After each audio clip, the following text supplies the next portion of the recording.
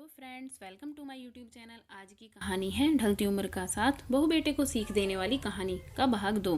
विनय ने अपने विचार बताए। दूर खड़ी निर्जला जी का यह सुनकर जैसे दिल ही बैठ गया। राजेश जी अपना गुस्सा दबाते हुए बोले, मुझे तुम्हारी माँ से पूछना पड़ेगा, मुझे थोड़ा वक्त दो। क्या पिताजी, इसमें मम्मी से क्या पूछना? आप दोनों तो किसी का विचार करते ही नहीं हैं, दिन भर झूले पर बैठे रहते हैं बिना 4 लोगों के बारे में सोचे।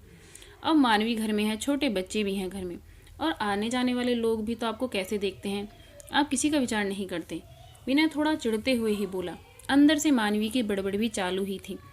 राजेश जी कुछ नहीं बोल पाए। उस दिन बेटे और बहू ने बाहर से अच्छा खाना मंगवाया था, लेकिन निर्जला जी और राजेश जी के गले से निवाला उतरे न उतर रहा था। उस पूरी रात दोनों ही जागते रहे थे, लेकिन सुबह सुबह कुछ विचार आने से राजेश जी के चेहरे पर मुस्कान आ गई थी।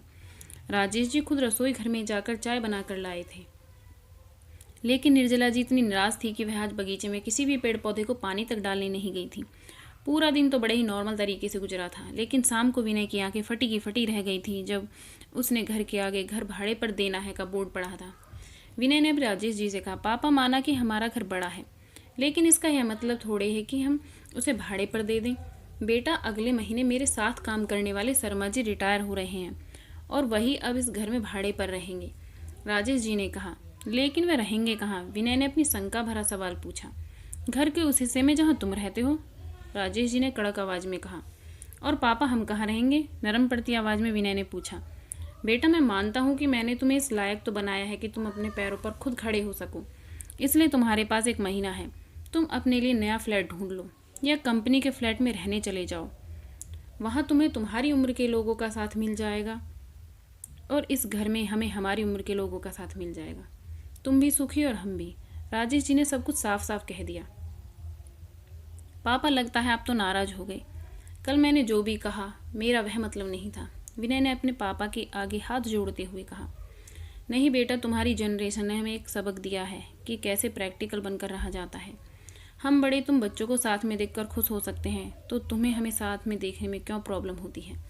यह घर, यह गार्डन में बढ़े हुए पेड़ पौधे इस बात के गवाह हैं कि कैसे तुम्हारी माँ ने मेरे लिए और खासकर तुम्हारे लिए जी जान से सेवा की है, अपना समय, अपनी जवानी खर्च कर दी है।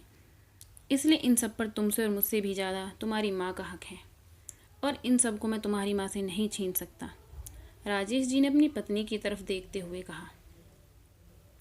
दोस्तों, जाने अनजाने में हम हमेशा यह गलती कर बैठते हैं। हम सोचते हैं कि हमारे बड़े बूढ़े हमारे हिसाब से जीवन जिए। ऐसा करवाने के लिए हम उन पर अपने विचार थोपने लगते हैं, लेकिन हम यह भूल जाते हैं कि उन्होंने हमारे लिए कितना त्याग किया है, और जब उन्हें उनके हिसाब की ज़िंदगी जीने का मौका मिलता है, तब उनका साथ देने के बजाय हम उनके विरोधी बन जाते हैं। अगर आपको ये वीडियो अच्छी लगी है तो वीडियो को लाइक कीजिए। अगर आप चैनल पर नए हैं तो चैनल को सब्सक्राइब कीजिए और शेयर कीजिए, और बेल आइकन को ऑल पर सेट कर लीजिए।